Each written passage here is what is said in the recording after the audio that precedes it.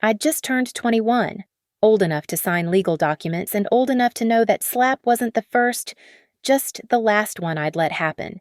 They thought they could change the locks on the lakeside cabin my real father left me, lean on their made-up family rules, and call it a wedding gift for my sister. They didn't know I had recordings, ownership papers, and a plan that would bring 5 cops' boots thundering against my door at midnight. When the sirens died and cold cuffs touched the wrists of the man who loved to yell, everyone finally understood family home was a lie. But my name on that deed was the truth. My name is Natalie Harris, and on my 21st birthday, I received 2 things a key to my late father's cabin and the first glimpse of what my family really thought I deserved. The lawyer's office smelled like old leather and pine cleaner when I signed the final transfer papers at 9:15 that morning. The cabin on Lake Elms was officially mine now, not held in trust, not partially controlled by my mother, but mine alone. The brass key felt heavier than physics could explain as Mr. Garrison placed it in my palm with a gentle smile that suggested he knew more about my family situation than his professional distance allowed him to say. I drove straight to Willow Ridge from Cleveland, windows down despite the March chill, letting the lake air wash away 3 years of waiting.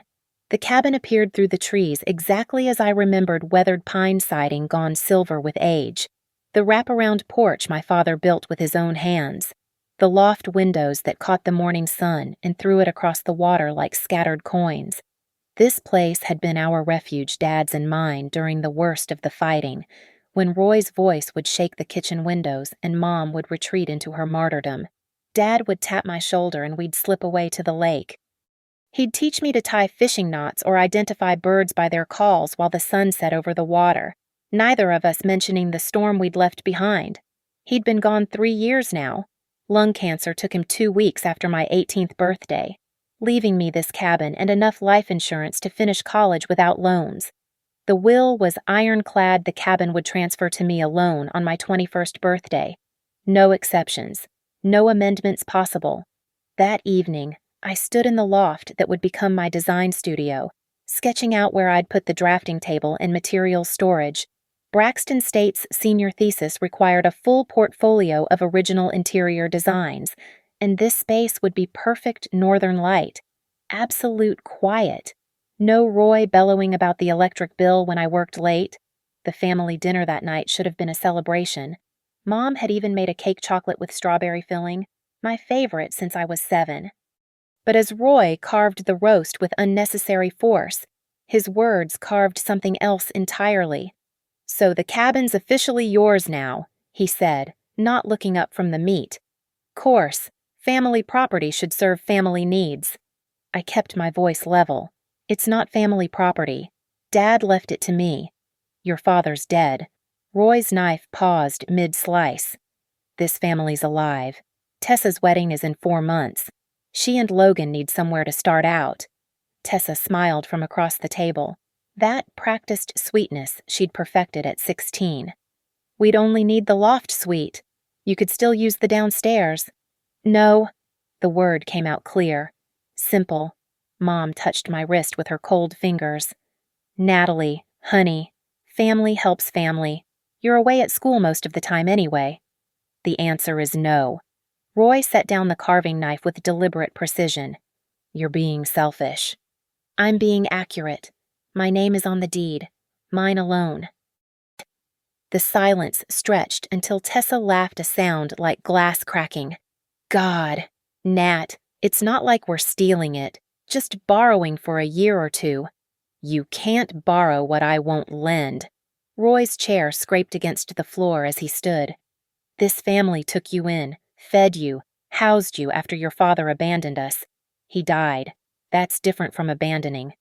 And this is how you repay that generosity." I pushed my untouched cake away and stood. "I'm going to my apartment. Thank you for dinner. Mom." As I gathered my purse, Roy muttered something to Mom about legal options and family court. Mom nodded, her eyes sliding to Tessa with an expression I'd seen before, the look of a woman choosing which child deserved more. I sat in my car for a full minute before starting it, watching them through the dining room window. They'd already closed ranks, 3 heads bent together over the table like conspirators. The cake sat abandoned, candles still burning, wax dripping onto chocolate frosting. The cabin key pressed against my thigh through my pocket. Dad had known what he was doing with that ironclad will. He'd known them better than I'd wanted to admit. The drive back to my apartment near campus took 40 minutes.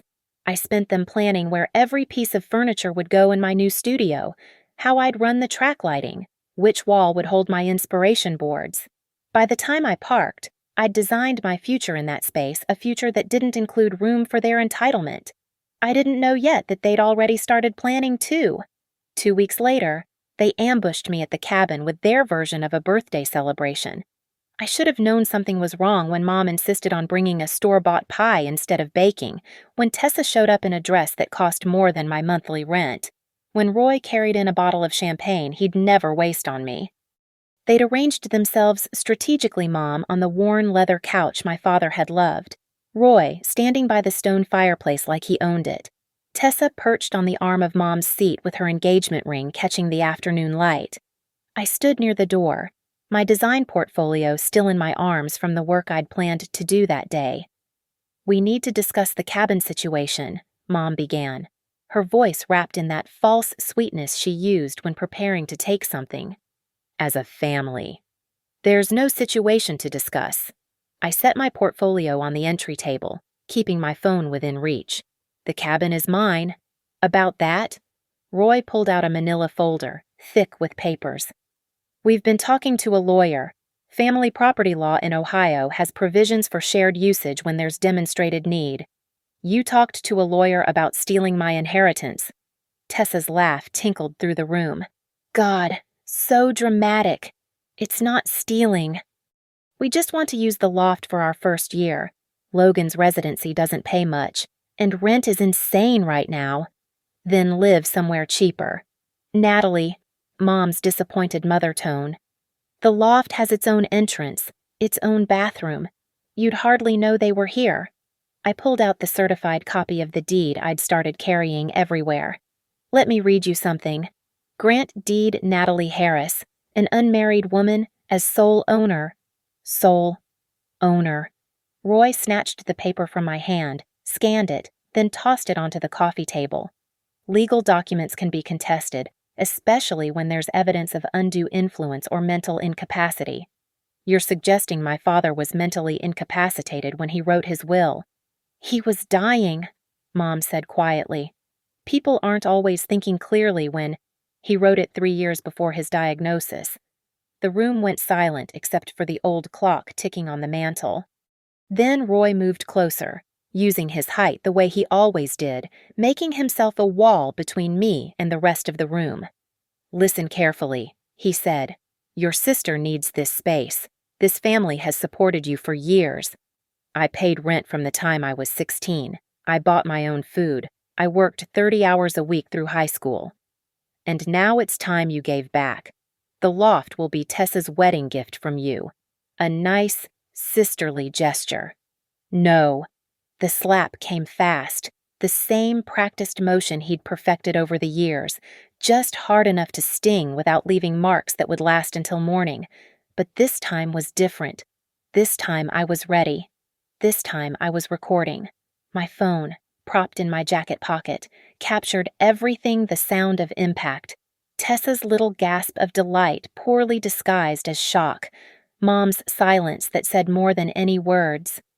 "You're going to sign whatever papers we need," Roy continued, his palm still warm from the contact. "Or things will get uncomfortable." I touched my cheek, making sure the camera caught the gesture. "Are you threatening me?" "I'm explaining reality." He stepped back, satisfied with his performance. "Tessa moves into the loft next week. We'll change the locks to give them privacy." "That's illegal." "So call the cops," Tessa said, examining her manicure. "Tell them your family wants to share your big empty cabin. See how that goes." I picked up my portfolio and the deed, my face still burning. "I need to think about this." "Smart girl," Roy said. "We'll handle the moving arrangements. You just stay out of the way." As I drove away, I could see them in my rearview mirror, already walking the property like they owned it. Tessa pointing at the loft windows, probably planning where her furniture would go. Mom stood apart, arms crossed, watching me leave with that peculiar mixture of guilt and determination she'd perfected over the years. I pulled over a mile down the road and saved the video to 3 different cloud services. Then I photographed the red mark on my cheek from multiple angles, time-stamped everything, and started a new folder on my phone labeled Evidence. They thought they'd won with that slap, that threats and family pressure would make me fold like I had at 16, 17, 18. They didn't understand that 21 meant more than just legal drinking age. It meant I could finally fight back with something stronger than their fists or their words. It meant I could use the law. My shift at Northline Coffee and Pie started at 4 that afternoon. I was still mixing a batch of sourdough when my neighbor at the cabin, Mrs. Henley, called at 6:45. "Natalie, honey, there's a U-Haul at your place. That your family?" My hands stilled on the dough. "What are they doing? Moving things into the loft, looks like."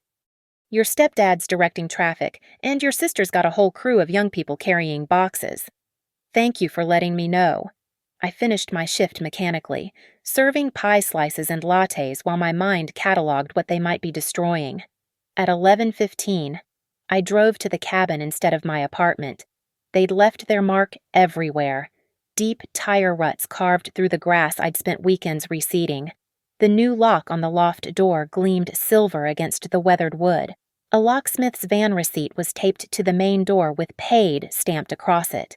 They wanted me to know they'd spent money, made it official in their minds. I documented everything with my phone's flashlight, the gouges in the porch railing where they'd scraped furniture against it, the broken lawn sprinkler head crushed by the truck's wheel, the pile of my art supplies they'd dumped on the lower deck like garbage. Each photo uploaded automatically to my cloud storage, time-stamped and GPS tagged. Inside the loft, my future studio, I could hear music thumping through the floor. Tessa's playlist, all bass and synthetic beats. The electricity meter on the side of the cabin spun faster than I'd ever seen it. I photographed that too. Then the stack of boxes labeled Logan's stuff, blocking the shared stairway, creating a fire hazard I knew the county inspector would love to hear about. My phone rang at 11:50. "Mom. Natalie, don't make this harder than it needs to be." "You broke into my house." "We didn't break anything. We had a locksmith. Very professional. Tessa has a lovely setup now. You should see how she's decorated." I kept my voice recorder running. "You're admitting you changed the locks on my property without permission. It's going to be Tessa's home. She deserves privacy.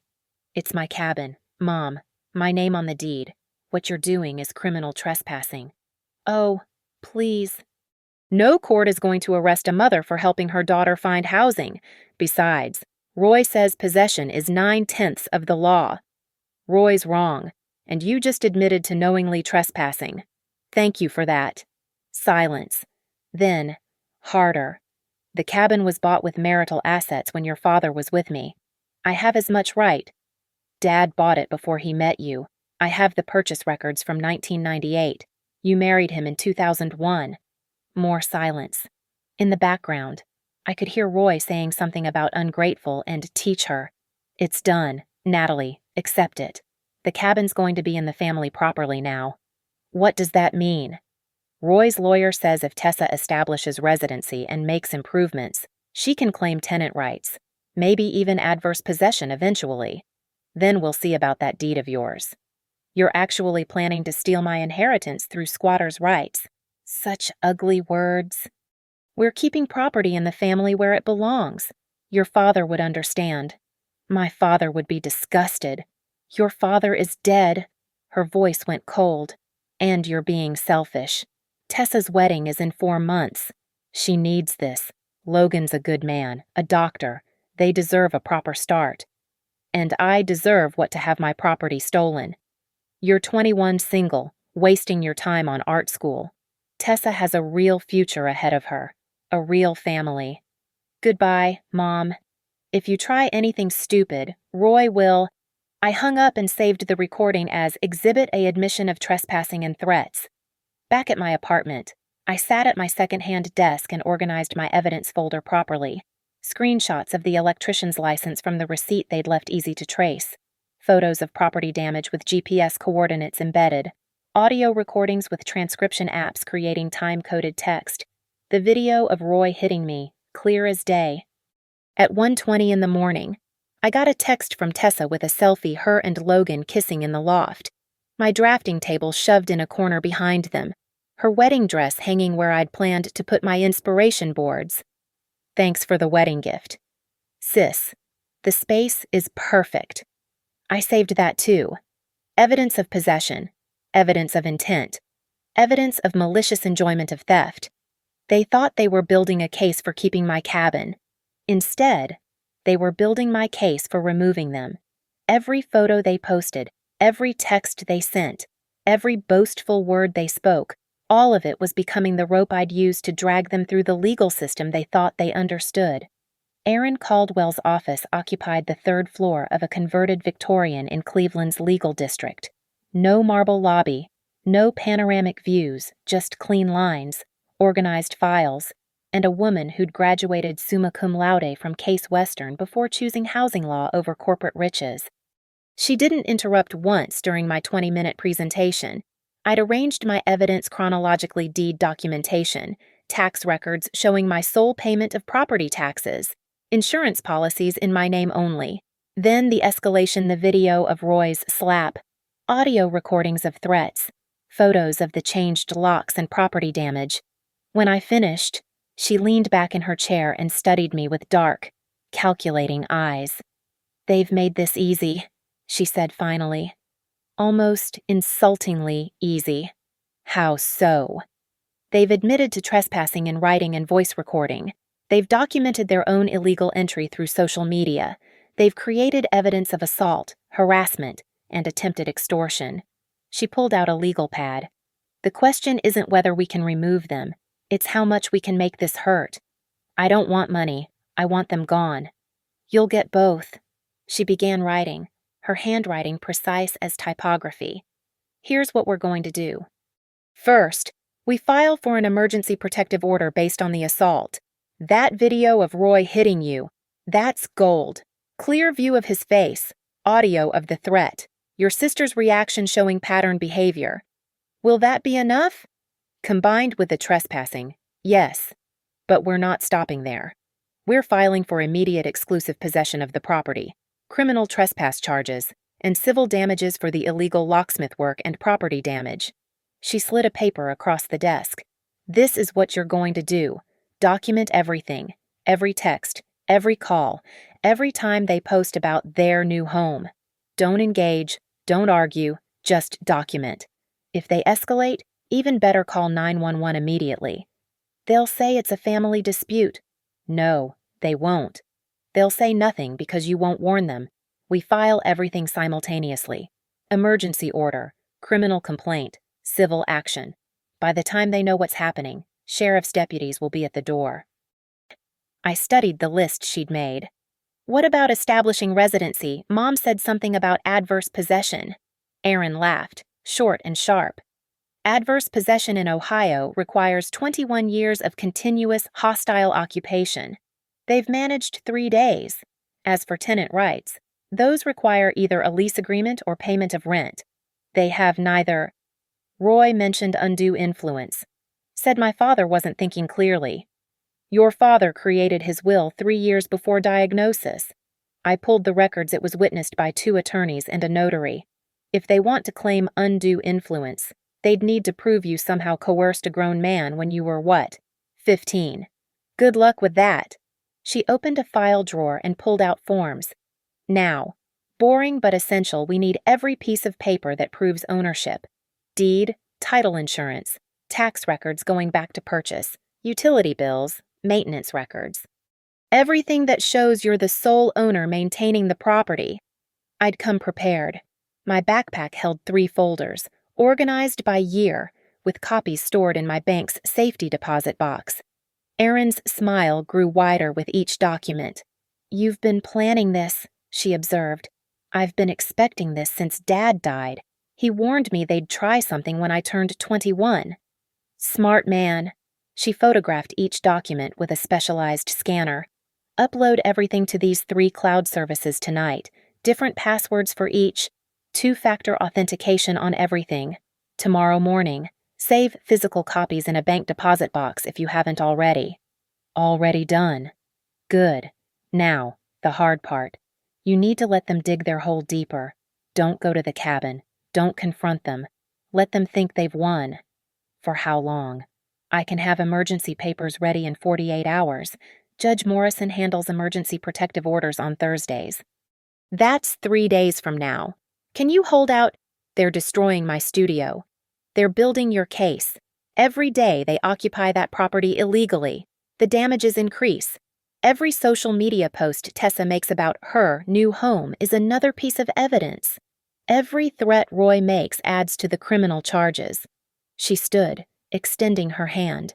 Go to work, go to classes, live your normal life. If they contact you, be polite but firm. The property is yours. They're trespassing. You'll pursue legal remedies. Nothing more. What if Roy gets violent again? Then you call 911 immediately and we add additional assault charges. The emergency order will include a 500-foot stay-away provision. He won't be able to come near you, your workplace, or your school. I gathered my copies, leaving the originals in her safe. How much will this cost? Initial filing fees are about $600. My rate is $200 an hour, but I'm estimating maybe 10 hours total if they don't contest. If they do contest, we'll discuss payment plans. She paused. Honestly, with evidence this clear, I'd almost do it for free just to see their faces. Why? Because people like your stepfather think the law doesn't apply to family disputes. People like your mother think maternal guilt trumps legal ownership. People like your sister think wanting something is the same as deserving it. She smiled, sharp as winter. I very much enjoy teaching those people otherwise. As I left her office, my phone buzzed with another photo from Tessa. She'd painted one wall of the loft bright pink, captioned, "Making it mine." I forwarded it to Erin with a note, "More evidence of property damage." Her response came quickly, "Perfect. Keep them coming." 3 more days. 72 hours of letting them think they'd won, while the legal machinery ground into motion behind the scenes. 72 hours until they learned that possession might be 9/10 of the law. But that last 10th proper legal ownership was the only part that actually mattered. Tuesday night, they threw their housewarming party. Mrs. Henley called me at 8:30, whispering like she was reporting a crime in progress. "Natalie, there must be 30 cars parked all over your lawn. Music's so loud my windows are rattling. Thank you for letting me know. Could you take some photos of the cars on the grass?" "Already did, honey. Been documenting since they arrived. That Logan boy's friends are drinking on the porch, throwing bottles in the lake." I called Erin immediately. "They're having a party. Property damage, underage drinking, noise violations. Go. Take your phone. Don't engage unless they force it. If Roy touches you, call 911 immediately." I arrived at 9:15 to find chaos. Cars parked across the lawn I'd spent months restoring. Beer cans scattered like aluminum seeds. Music pounding so loud the windows vibrated. Someone had strung party lights from the trees to the cabin, drilling holes in the 100-year-old siding. I parked on the road and walked up the drive, phone recording in my jacket pocket, backup battery pack ensuring I wouldn't miss anything. Tessa spotted me first from the loft window, her face shifting from joy to annoyance. She disappeared, and within seconds, Roy emerged from the main door, already drunk, his face red with alcohol and anger. "The hell you doing here? Checking on my property?" "Not yours anymore." He stepped closer, bourbon breath hot in the cold air. "We've established residency. Erin says Tessa." I corrected. "Her name is Tessa, not Erin." "Whatever. Point is, you're trespassing. I own this property. You're the ones trespassing." Behind him, party guests gathered to watch the show. Logan appeared, medical resident playing tough guy. His collar popped like he was still in undergrad. "Hey, Natalie." he said with fake friendliness. "Why don't you join the party? Have a beer? Relax?" "I'm documenting the damage to my property." Roy grabbed my wrist, not hard enough to bruise, but firm enough to constitute assault on video. "You need to leave." "Let go of me. This is our home now. Tessa's name is on the mailbox." "A mailbox isn't a deed. Let go of me, or I'm calling the police." His grip tightened. Someone in the crowd laughed. Tessa appeared in the doorway, wearing what looked like a crown, a plastic tiara from a party store. "It's my house now," she sang, drunk or pretending to be. "My house, my party, my life." I kept my voice steady, clear enough for the recording. "Roy, you're hurting my wrist. This is assault. Let go immediately." "Or what you'll call Daddy, oh wait." He leaned close, his free hand rising toward my face. I pulled out my phone with my free hand, already dialing. 911, what's your emergency?" Roy released me instantly, stepping back. But the damage was done. I had him grabbing me, had the mark on my wrist, had 30 witnesses. "I'd like to report an assault and trespassing at 4212 Lake Elms Road." "Ma'am, who assaulted you?" "My stepfather, Roy Pierce. He grabbed me and won't let me leave my own property." "There's also an illegal party with underage drinking and property damage." Roy lunged for my phone. I sidestepped, and he stumbled, his coordination destroyed by alcohol. Logan caught him, whispering urgently in his ear. "We're sending units now, ma'am. Are you safe?" "Yes. I'm recording everything." Tessa shrieked from the doorway. "You called the cops on your own family. You psychotic." "Ma'am," the dispatcher interrupted. "Units are 3 minutes out." I stayed on the line, standing by my car while Roy paced and swore, while Tessa frantically told people to leave, while Logan tried to hide beer cans like that would matter now, but only 3 cars left before the sirens became audible. The rest were too drunk or too invested in the drama to run. 2 county sheriffs arrived first, then a state police car. They separated everyone immediately, me by my car, Roy and family by the cabin, party guests scattered across the lawn. Deputy Martinez took my statement while his partner talked to Roy. I showed him my identification, the deed on my phone, the video of Roy grabbing me. "He owns the property?" Martinez asked, nodding toward Roy. "No, I do. They changed the locks illegally 3 days ago. I have video evidence of assault from 2 weeks ago, documentation of trespassing, recordings of threats." Martinez's expression shifted. "Do you want to press charges?" "Yes, for assault, trespassing, and property damage."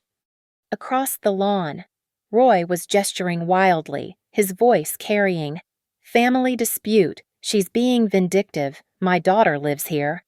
Deputy Collins walked over to Martinez. They conferred quietly, then both approached me. "Ma'am, we're going to need everyone to leave the property tonight until this is sorted legally. That includes you." "I understand. My attorney has already filed emergency papers. We have court Thursday morning." "Good. Document any damage before you leave." I walked through the chaos with both deputies as witnesses, photographing everything: broken sprinkler heads, tire ruts, beer cans in the lake, holes drilled in the siding, the pink paint visible through the loft window. Every guest became a witness. Every piece of trash became evidence. Roy made one last mistake as I was leaving. With the deputies 20 feet away, he growled, "You're going to regret this. I'll make your life hell." Martinez heard him. "Sir, are you threatening her? It's a family discussion." "It's a witnessed threat." "Ma'am, would you like to add criminal threats to the charges?" "Yes, please." As I drove away, I saw Tessa sobbing theatrically while Logan held her. Roy stood apart, his face purple with rage even as Martinez read him his rights. The party was over. The real show would begin Thursday morning at 9 a.m. in Judge Morrison's courtroom. The courtroom smelled like old wood and disinfectant. Judge Morrison's bench dominated the space, American flag to his right, Ohio state flag to his left. At 9 a.m. sharp, he entered gray-haired, sharp-eyed, carrying himself like someone who'd seen every lie families could tell. I sat with Aaron at the plaintiff's table. Across from us, Roy, Mom, and Tessa huddled with their attorney, a sweating man named Brennan who kept shuffling papers like he'd find a better argument in their disorder. "We're here for an emergency protective order and exclusive possession petition," Judge Morrison began, reading from the docket. "Harris versus Pierce, Ms. Caldwell." Aaron stood, smooth as water. "Your Honor, my client owns the property at 4212 Lake Elms Road solely and completely. The defendants have illegally occupied it, changed locks, and committed assault against her." "Objection." Brennan wobbled to his feet. "This is a family dispute about shared property." "Is the defendant's name on the deed?" Morrison interrupted. "No, but—" "Then it's not shared? Continue, Ms. Caldwell." Aaron connected her laptop to the courtroom screen. "Exhibit A, the grant deed showing sole ownership to Natalie Harris." The document filled the screen, every word clear. "Exhibit B, property tax records showing only Ms. Harris has paid taxes for the past 3 years." "Your Honor." Brennan tried again. "The property was purchased during the mother's marriage to Ms. Harris's father." "Exhibit C." Aaron continued calmly. "Purchase records from 1998, 3 years before Diane Pierce married James Harris. The cabin was separate property. Never marital asset." Morrison studied the documents. "What about this assault claim?" The video played on the screen. The slap echoed through the courtroom speakers. Tessa's delighted gasp. Mom's silence. Roy's threat about getting uncomfortable. Morrison's expression hardened. "When was this recorded?" 2 weeks ago, Your Honor. The assault was the catalyst for the illegal occupation." "Objection, that was parental discipline." "Mr. Pierce isn't Ms. Harris's parent." Morrison cut in. "She's 21. That's assault." Aaron played the 911 call next, my voice clear and frightened. Roy grabbing me audible in the background. Then photos the changed locks, the property damage, the pink paint in the loft.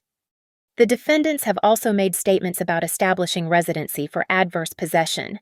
Aaron added. "We have recordings of Diane Pierce admitting to the trespass and planning to steal the property through squatters' rights." Mom's voice filled the courtroom cold, calculated, admitting everything. Roy's face went from red to white. Tessa started crying. "Your Honor." Brennan stammered. "Families sometimes have disagreements about inheritance." "This isn't a disagreement," Morrison said. "This is trespassing, assault, and attempted theft. Mrs. Pierce, did you change the locks on property you don't own?" Mom stood slowly. "It's my daughter's home." "Which daughter? Tessa needs it for her wedding." "That's not what I asked. Did you change the locks on property you don't own?" "Yes." "Mr. Pierce, did you strike Ms. Harris?" Roy stood. She was being disrespectful. "It's a yes or no question?" "Yes." Morrison wrote for a full minute. The only sound was his pen on paper and Tessa's sniffling. "I'm granting the emergency protective order," he said finally. "Mr. Pierce, Mrs. Pierce, and Tessa Pierce are ordered to stay 500 feet away from Natalie Harris, her residence, place of employment, and school." "Your Honor." Brennan started. "I'm not finished. I'm granting exclusive possession of 4212 Lake Elms Road to Ms. Harris immediately. The defendants have 24 hours to remove all belongings from the property under sheriff supervision." "But Tessa lives there," Mom burst out. "No, she doesn't. She trespassed there. Briefly." Morrison looked at Roy. "Mr. Pierce, the criminal assault charges will be forwarded to the prosecutor's office. I suggest you get a criminal attorney." "This is bulls. Finish that word and I'll add contempt." Morrison's voice could have frozen the lake. "Ms. Harris owns that property. You assaulted her for refusing to give it to you. You then committed breaking and entering. We had a locksmith. Without permission, that's still breaking and entering. You're lucky Ms. Caldwell isn't pursuing criminal charges for that as well." "Yet," Aaron said quietly. Morrison almost smiled. "The defendants will pay Ms. Harris's legal fees and repair costs for all damage to the property. Ms. Caldwell, submit documentation for both. Your Honor, Brennan made one last attempt. The family relationship makes this worse, not better. Family should protect each other, not steal from each other. He looked directly at Mom. Mrs. Pierce, you chose one daughter over another. You chose wrong. The gavel came down like thunder. Deputies will escort you to the property at 2 p.m. today to collect belongings. Any items not removed by 2 p.m. tomorrow will be considered abandoned. Any violation of the protective order will result in immediate arrest. As we left the courtroom, Roy hissed at me. This isn't over. Shh. Deputy Martinez, who'd been watching from the gallery, stepped forward. Sir, that sounds like a threat in violation of the order that was just issued. Roy's mouth snapped shut. In the hallway, Aaron handed me an envelope. Locksmith will meet you at the cabin at 4 p.m. Sheriff's Department will confirm when the defendants have cleared out. Every lock will be changed, and this time, she smiled, you'll be the only one with keys. Mom approached, staying exactly 501 feet away. Natalie, please. Ms. Pierce, Aaron interrupted. Any communication with my client needs to go through me. That includes emotional manipulation disguised as maternal concern. Mom's face crumbled, but for once, her tears seemed real. I just wanted Tessa to be happy. And you wanted Natalie to be what? Aaron asked. Homeless, beaten, robbed. Mom walked away without answering. She knew exactly what she'd wanted me to be gone. The sun was setting over Lake Elms when they arrived. 5 sheriff's deputies and 2 cruisers and an unmarked car. Their presence transforming my quiet cabin into something from the evening news. Deputy Martinez led them, his expression professionally neutral as he checked his watch, 6:22 p.m. I stood on the road, exactly where Martinez had instructed me to wait, close enough to see everything, far enough to avoid any confrontation claims. My phone was recording, as always now a habit that had become as natural as breathing. The lead deputy knocked on the cabin door. Sheriff's Department, we have a court order for immediate vacation of premises. Silence. Then Roy's voice, muffled but defiant. We're not leaving. This is our home. Sir, this is Deputy Martinez. We met Tuesday night. You have 10 seconds to open this door before we enforce the order. You can't just 5 seconds. The door opened. Roy stood there in a stained undershirt, trying to look intimidating despite facing 5 officers. Behind him, I could see Tessa clutching a blanket like a shield, Mom hovering near the kitchen. We need more time, Roy said. Our lawyer said, your lawyer was in court this morning. Martinez interrupted. Judge Morrison gave you 24 hours starting at 10 a.m. It's now past 6 p.m. Time's up. Deputy Collins moved to the side of the house, checking the perimeter. Another deputy, whose nameplate read Foster, stood by the loft entrance, the one they'd illegally rekeyed. I want to see the order, Roy demanded. Martinez handed him the papers. You have 60 minutes to collect personal belongings under our supervision. Anything attached to the property stays. Any damage observed will be documented and charged. This is harassment, Tessa shrieked from inside. We live here. We established residency. Ma'am, you've been legally ordered to vacate. 60 minutes. What followed was choreographed chaos. 2 deputies inside supervising the packing. 2 outside preventing anything from being removed that wasn't clearly personal property. Martinez coordinating with the precision of someone who'd done this hundreds of times. Tessa tried to take the curtains she'd hung. I bought these. They're attached to the property now, Deputy Foster said calmly. Leave them. Roy attempted to remove a ceiling fan he claimed to have installed. I put this in myself. It's a fixture. It stays. Mom packed quietly, efficiently, like she'd always known this day would come. She understood what the other 2 didn't. The law had spoken, and their performance meant nothing now. At 6:55, they carried out garbage bags of clothes, boxes of Logan's medical books, Tessa's makeup scattered in a laundry basket. The pink paint remained on the loft wall, garish evidence of their brief occupation. "The mailbox," Tessa said suddenly. "I put my name on the mailbox." Federal crime to tamper with a mailbox that isn't yours," Martinez noted. "Would you like me to add that to the report?" She shut up. At 7:10, a locksmith van pulled up the same company they'd used, ironically. The driver looked confused seeing the deputies, then understood, his expression carefully blank as he began working on the doors under Martinez's supervision. Roy made his last stand at 7:18. "You're going to regret this," he said, not to me, but loud enough for me to hear. "Family doesn't forget." "Sir," Martinez said, "you're about 15 seconds from violating the protective order. The nearest judge is Judge Morrison, who issued it. Would you like me to call him?" Roy walked to his truck, each step heavy with rage. Tessa followed, still clutching her blanket, mascara streaking her cheeks in black rivers. Mom came last, carrying a single box, her spine straight but her face empty.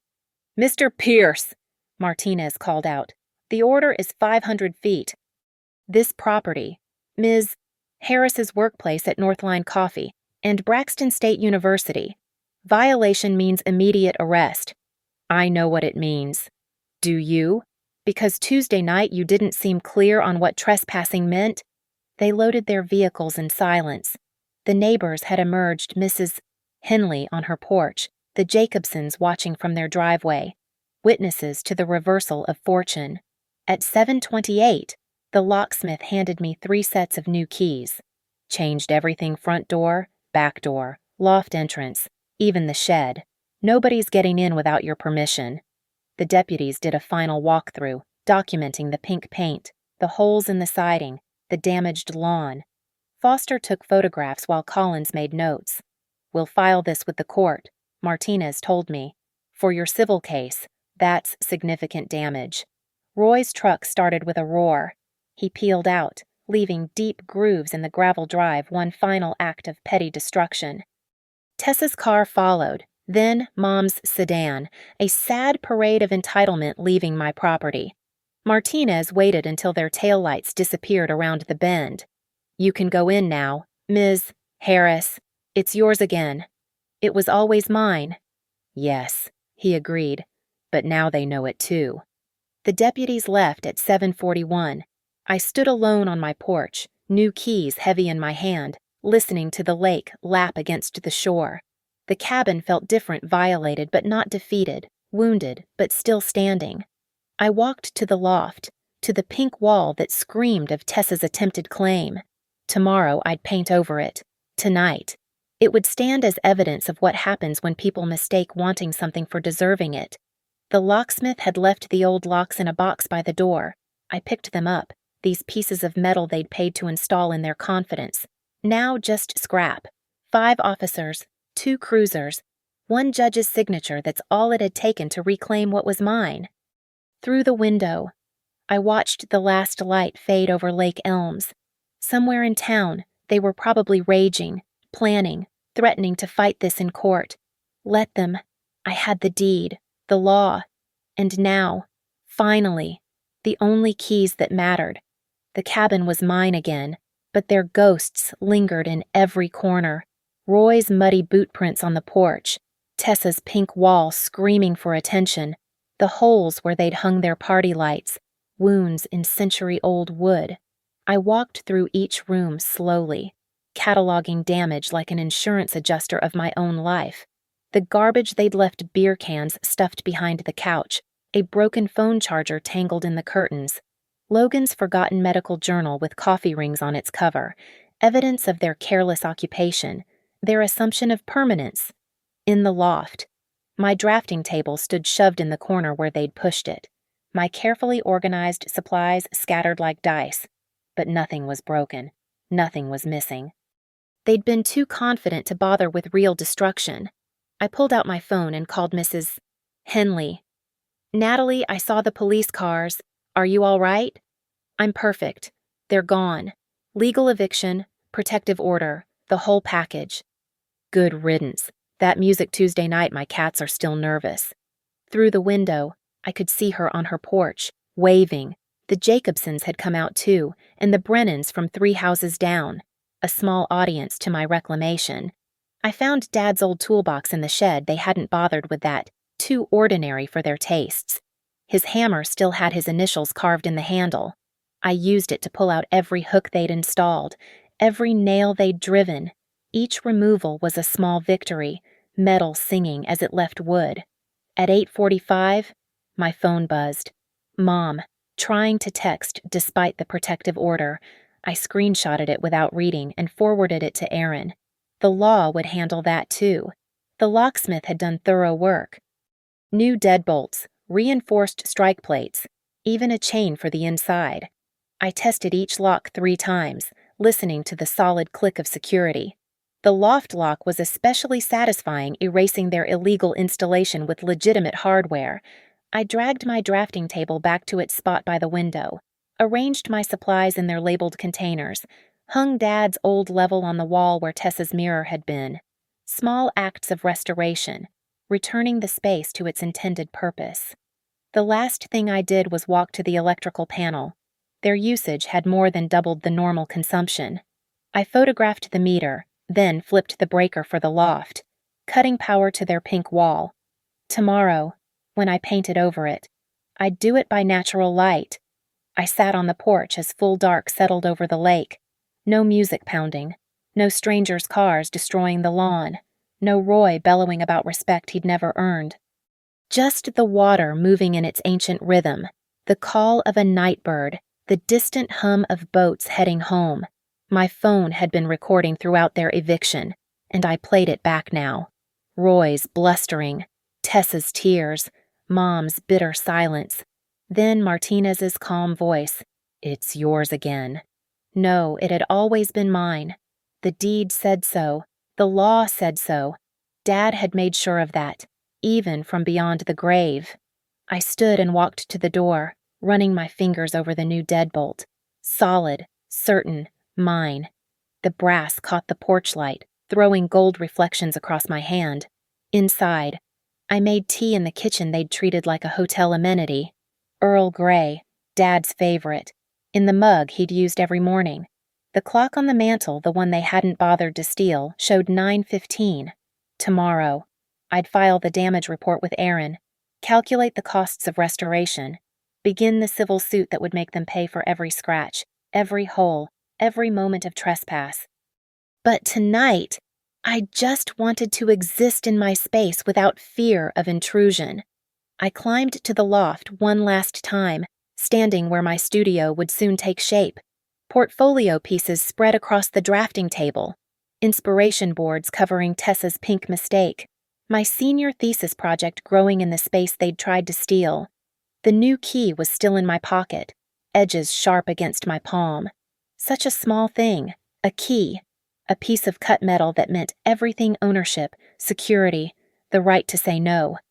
Through the window, Lake Elms stretched dark and peaceful. Somewhere across town, they were learning what it meant to want something you couldn't take. And here, in my father's cabin, I was learning what it meant to stand your ground. I locked the door my door and listened to the satisfying click of the deadbolt sliding home. The sound of victory wasn't sirens or shouting or even a judge's gavel. It was the quiet click of a lock that finally had the right key.